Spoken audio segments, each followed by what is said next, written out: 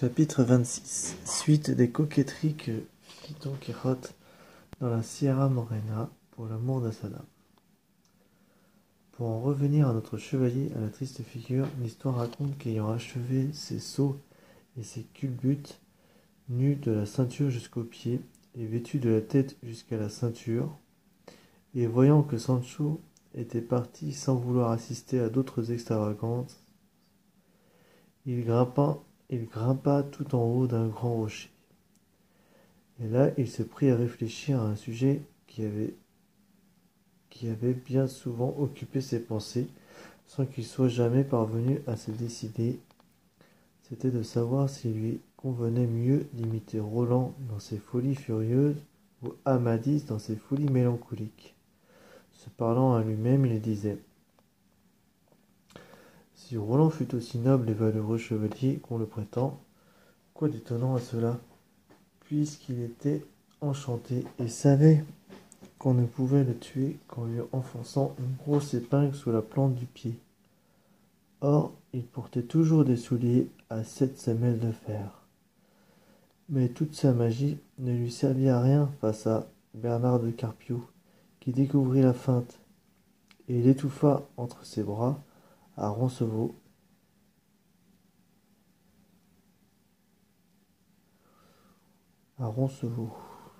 Mais laissons la question de son courage et venons-en à celle de sa folie.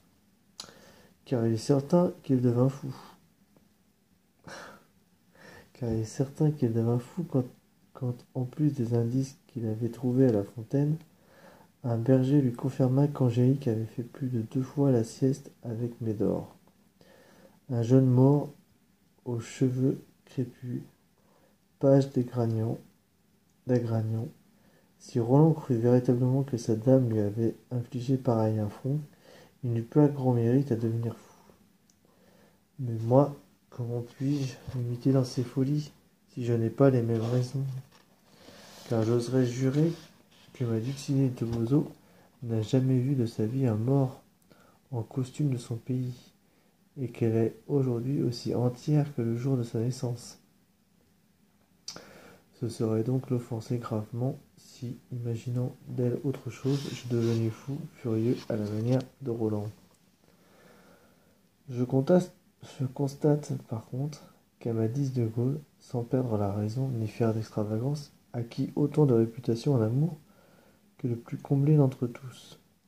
En effet, d'après la légende, quand il se vit dédaigné par sa belle Oriane, qui lui avait ordonné de ne plus paraître à ses yeux jusqu'à nouvel ordre, il se retira simplement sur la roche pauvre, en compagnie d'un ermite. Là, il pleura et pria tout son saoul, jusqu'à ce que le ciel vînt à son secours au plus fort de son tourment et de ses misères. Si telle est la vérité, ce dont je ne doute point, pourquoi prendrais-je la peine d'aller tout nu, de déranger ces arbres qui ne m'ont fait aucun mal, de troubler l'eau claire de ces ruisseaux où je pourrais, quand je le désire, apaiser ma soif? Vive la mémoire d'Amadis, qu'il soit imité de Don Quichotte en ce qui pourra celui-ci, dont on dira alors ce qu'on a dit d'un autre. S'il n'a pu accomplir de grandes choses, il est mort de les avoir entreprises. Si donc je ne suis ni rejeté ni dédaigné par Dulcinée de Toboso, il me suffit donc, comme je l'ai dit, d'être absent de sa vue. Eh bien, mettons-nous à l'ouvrage. Revenez à ma mémoire exploit d'Amadis, et dites-moi lequel je dois imiter en premier. Mais je me souviens qu'il passait le plus clair de son temps à prier et à se recommander à Dieu. Et moi qui n'ai pas de rosaire... Alors il eut l'idée de s'en fabriquer un. Il déchira un pan de sa chemise qu'il avait laissé flotter sur ses chausses, et avec la bande de tissu fit 11 nœuds, donc un plus gros que les autres. Et tout le temps qu'il resta dans ces montagnes, il récita là-dessus des milliers d'Ave Maria. Il ne lui manquait plus qu'un ermite qui pût le confesser et lui apporter consolation. Il passait les heures à se promener dans la prairie, à composer des vers qu'il gravait sur l'écorce des arbres ou qu'il écrivait sur le sable, tout accordé à sa tristesse, et certains à la louange de Dulcinée. Mais les seuls qu'on ait pu par la suite retrouver en entier et déchirer sont les suivants. Arbres, plantes et belles fleurs, qui de vos douces présences peuplez ce parage enchanteur. Je viens ici pleurer l'absence de celle que j'ai de mon cœur, dans mon cœur. Elle a de bien blanches quenottes, celle qui hante mes pensées, et n'est ni maigre ni boulotte, ici à chanter des Don Quichotte, les louanges de Dulcinée du Toboso. En ce lieu triste et solitaire se cache le fidèle amant que le sort adverse et contraire plonge dans les pires tourments, et que rien ne peut satisfaire, de lui se joue et le ballotte une dame au cœur de rocher qui lui refuse sa menotte. Ici a changé Don Quichotte les louanges de Dulcinée Toboso. Tout en cherchant les aventures, il maudit ces dures entrailles qui mènent à la sépulture. Il erre parmi les broussailles, l'amant à la triste figure. Il n'a qu'une seule marotte, qu'elle veuille bien écouter, petite tête de linotte, ici à chanter Don Quichotte les louanges du Dulcinée du Toboso. Cette façon d'ajouter toujours du Toboso au nom de Dulcinée fit bien rire ceux qui découvrirent ces vers. Il leur semblait que Don Quichotte avait craint de ne pas être compris si, chaque fois qu'il nommait Dulcinée, il n'ajoutait pas ces mots. Et il ne s'était pas trompé comme notre chevalier l'avoua par la suite. Il avait compensé bien d'autres poésies, mais comme nous l'avons dit, on ne put déchiffrer dans leur entier que ces 3 strophes. Il occupait le reste de son temps à soupirer, à invoquer les faunes et les dryades des bois, les nymphes des ruisseaux, la triste et plaintive écho les suppliants de lui les suppliants de lui répondre, de le consoler, de l'écouter. Il cherchait des herbes pour se nourrir en attendant le retour de Sancho, qui avait tardé 3 semaines au lieu de 3 jours. S'il avait tardé 3 semaines au lieu de 3 jours, aurait retrouvé le chevalier à triste figure, si défiguré que sa propre mère ne l'eût pas reconnu. Mais laissons-le à ses lamentations et à ses couplets, pour raconter comment Sancho se tira de la mission qu'on lui avait confiée. Dès qu'il atteignit la grande route, il se mit en quête du Toboso, et arriva le lendemain en vue de l'auberge où on l'avait berné. À peine l'eut-il aperçu, qu'il se sentit à nouveau voltiger dans l'air. Aussi n'osait-il approcher. Pourtant le moment était bien choisi, car c'était l'heure du dîner, et il avait très envie de manger chaud, ce qui ne lui était pas arrivé depuis longtemps. Ce besoin devenant trop pressant, il s'aventura jusqu'à devant l'auberge. Et comme il hésitait encore à y pénétrer, il en vit sortir 2 hommes qui durent le reconnaître, car l'un demanda à l'autre. « Dites-moi, monsieur le curé, cet homme à cheval, ce ne serait pas par hasard Sancho Panza, celui dont la gouvernante de notre chevalier errant dit qu'il a suivi son maître en qualité d'écuyer ?» En effet, répondit l'autre, et ce cheval-là est bien celui de Don Quichotte. Il l'avait facilement reconnu, car ces 2 hommes n'étaient autres que le curé et le barbier de son village, ceux qui avaient fait le procès et l'autodafé des livres de chevalerie. Ils se dirigèrent vers Sancho et Rocinante, espérant avoir des nouvelles de Don Quichotte. Sancho Panza demanda le curé: « Où est ton maître ?» Sancho, les ayant lui aussi reconnus, décida de ne rien révéler de l'endroit ni de l'état où il avait laissé son maître. Il répondit que Don Quichotte était quelque part, occupé à quelque chose de très important, et qu'il ne pouvait rien dire de plus, dût-il lui en coûter les 2 yeux. « Attention, Sancho Panza, intervint le barbier. Si tu nous dis pas où il se trouve, nous croirons, comme nous le soupçonnons déjà, que tu l'as tué et volé, car c'est bien son cheval que tu montes là. Tu vas nous apprendre tout de suite où est le maître de cette pauvre bête. Gare à toi. » Laissez vos menaces pour d'autres. Je ne suis pas homme à tuer ni à voler personne. Que chacun meure quand vient son heure, ou quand le voudra Dieu, qui nous a créés. Mon maître est en train de faire pénitence tout à son aise dans ces montagnes. Et aussitôt, d'un seul trait, il leur raconta dans quel état il avait laissé Don Quichotte, les aventures qui leur étaient arrivées, et leur expliqua qu'il allait de sa part porter une lettre à Madame Dulcinée du Toboso, la fille de Lorenzo Corcuelo, dont son maître était amoureux jusqu'à l'os. Les deux compères n'en revenaient pas. Ils avaient beau connaître l'étrange folie dont souffrait Don Quichotte, il était toujours aussi surpris chaque fois qu'on leur en donnait des nouvelles. Ils demandèrent à voir la lettre. Sancho leur expliqua qu'elle était écrite dans un carnet de poche et qu'il avait l'ordre de Don Quichotte de la faire copier sur papier dans le premier village qu'il trouverait. À quoi le curé répondit qu'il la copierait lui-même et de sa plus belle écriture, si on voulait bien la lui montrer. Sancho plongea aussitôt la main sous sa chemise, mais il ne trouva pas le carnet. Il n'aurait jamais pu le trouver, l'eût-il cherché jusqu'à aujourd'hui, pour la bonne raison qu'il était resté entre les mains de Don Quichotte, et qu'il n'avait pas pensé à le lui réclamer. Quand Sancho vit qu'il ne le trouvait pas, son visage devint d'une pâleur mortelle. Affolé, il se tâta à nouveau tout le corps, mais sans résultat. Alors sans plus de façon, il s'empoigna la barbe à deux mains, et s'en arracha une moitié. Puis, séance tenante, il donna une demi-douzaine de coups de poing sur la figure et sur le nez, et se mit tout en sang. Ce que, voyant le curé et le barbier, lui demandèrent ce qu'il avait et pourquoi il se traitait aussi durement.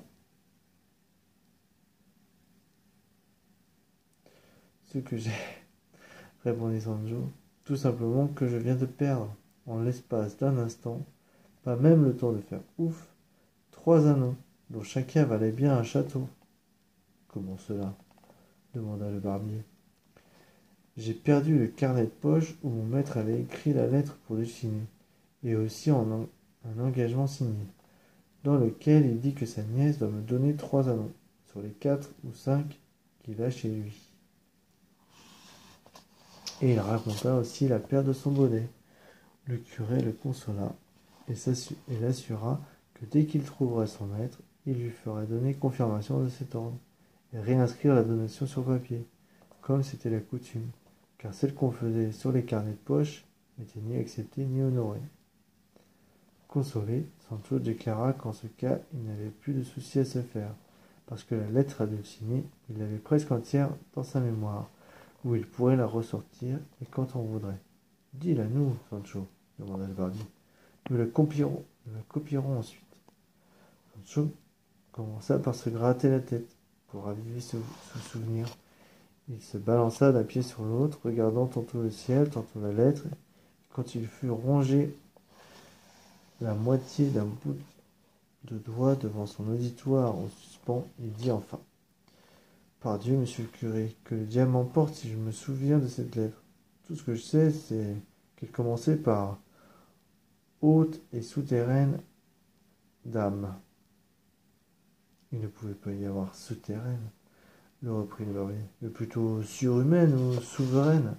Oui, c'est ça. Ensuite, je ne m'y trompe pas, ça continuait par... Oui, il y avait du plus profond tréfonds, le déchiré vous baise les mains, ingrate et très méconnaissable beauté. Et il y avait encore quelque chose à propos de santé et de maladie qui lui envoyait, et ça continue comme ça jusqu'au bout, pour finir sur un votre jusqu'à la mort, le chevalier à la triste figure. Nos deux compères, qui s'amusaient beaucoup, félicitèrent Sancho de son excellente mémoire, et le prièrent de répéter la lettre encore 2 fois, car ils désiraient la prendre eux-mêmes par cœur, pour la copier en temps voulu. Il recommença donc, non pas demain 2, mais 3 fois, et à chacune il dit au moins 3000 sottises. Après quoi, il raconta toutes les aventures de son maître, mais il ne souffla mot de la manière dont lui-même avait sauté sur une couverture dans l'auberge où il s'était juré de ne plus remettre les pieds.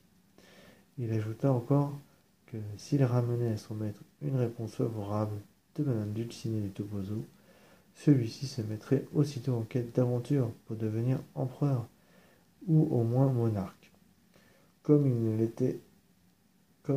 en étaient convenus entre eux.